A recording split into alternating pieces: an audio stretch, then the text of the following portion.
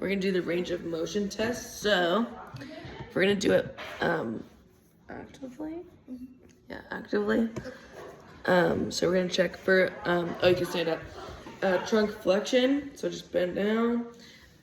Extension all the way up. Rotation, and then lateral flexion. Right and left.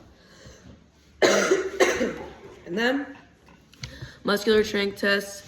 So we're gonna so lay on your back, and we're gonna check for trunk rotation.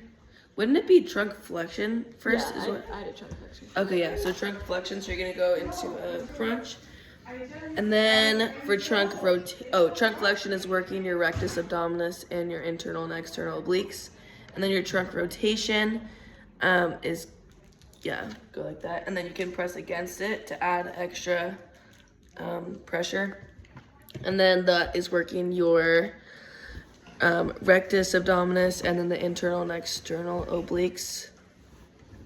Oh, I guess it doesn't matter because they're both working the same things. Anyways. Yeah. Oh, and the transverse abdominis. So.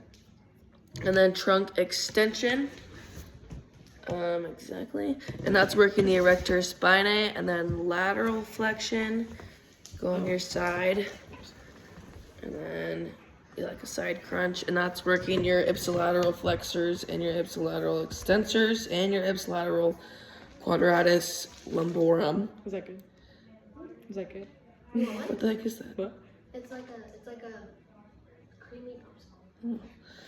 And then you're gonna check the respiratory muscles, which is what we did when we had do the inhalation and expiration, and that checks your intercostals and your diaphragm.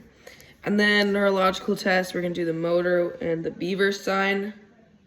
Oh, which is when you're laying down, you check their navel and see when they are, is it flexing? Yeah, when they flex their stomach, do a crunch. If it kind of comes up, that means they don't have enough lower abdominal muscle there to keep it down. And then sensory, so T1 is at the armpit, and then T4 is at the nipple line, which would leave T2 and T3 between T1 and T4, so they're like right here. And then T6 is at the xiphoid process. That's okay. Xiphoid process right here, which leaves T4 and T6 in between the nipple line and the xiphoid process. And then T10 at the navel, which leaves T7 through T9 between T6 and T10.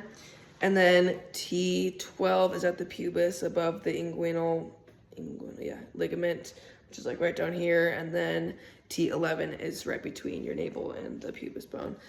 And then you're gonna check blood flow test by checking their blood pressure.